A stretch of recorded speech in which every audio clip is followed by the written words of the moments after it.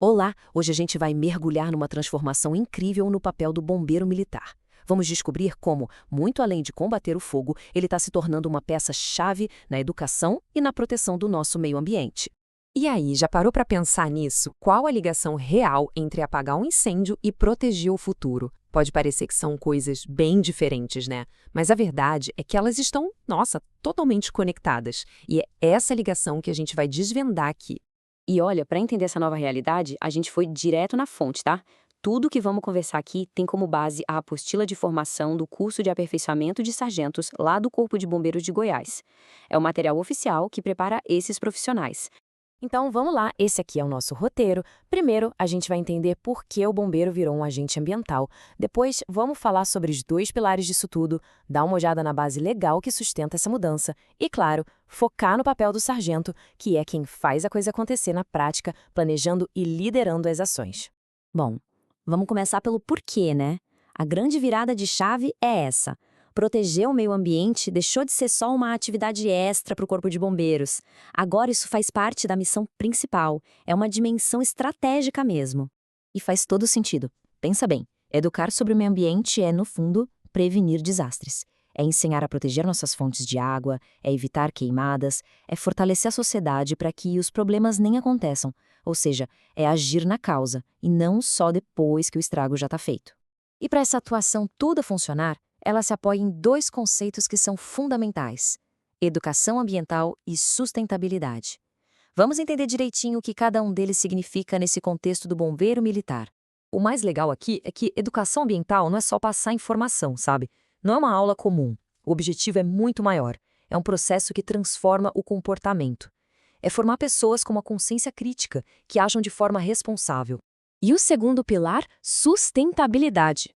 Imagina uma balança. De um lado, o que a gente precisa hoje, do outro, o que as futuras gerações vão precisar. Sustentabilidade é manter essa balança equilibrada. Para os bombeiros, isso se traduz em usar os recursos de forma inteligente, pensando sempre no longo prazo. Agora, essa mudança de mentalidade não surgiu do nada, não. Existe toda uma base de leis, uma construção jurídica sólida que foi se formando ao longo de décadas e que hoje formaliza essa responsabilidade ambiental do bombeiro. E essa linha do tempo mostra isso perfeitamente.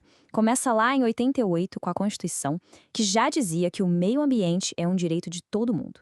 Aí, em 99, veio a Política Nacional de Educação Ambiental. E o passo mais recente super importante foi em 2023, com a Lei Orgânica que, preto no branco, reconheceu essa atuação ambiental como parte do trabalho dos bombeiros. Ok, a gente já entendeu a teoria, já viu a base legal, mas a pergunta que fica é: quem é que faz isso tudo acontecer no dia a dia? A resposta está aqui. É o segundo sargento. Ele é a peça-chave, a ponte que transforma a estratégia em ação de verdade, lá na ponta. E a atuação dele acontece em três frentes. Para dentro do quartel, ele educa a própria tropa. Na hora da ação, nas ocorrências, ele garante que os procedimentos causem o menor impacto ecológico possível. E para fora, na comunidade, ele é o rosto da corporação, levando conhecimento para todo mundo. E essa frase da apostila, nossa, resume tudo de um jeito perfeito. Antes de ensinar qualquer pessoa, o sargento ensina pelo exemplo. A maneira como ele lida com a água, com a energia, com os resíduos no quartel, isso já é a primeira aula. A conduta dele é o ponto de partida. Aqui a gente vê essa diferença na prática. Para dentro, para a tropa, o foco é na rotina. Vamos economizar água, vamos descartar o material contaminado do jeito certo. Já com a comunidade, a conversa é outra. Prevenção de queimadas, palestras em escolas. A abordagem muda, mas o objetivo final é o mesmo. Mas, não pense que essas ações são feitas no improviso, não. Nada disso. Existe um método, um planejamento bem cuidadoso por trás de cada projeto.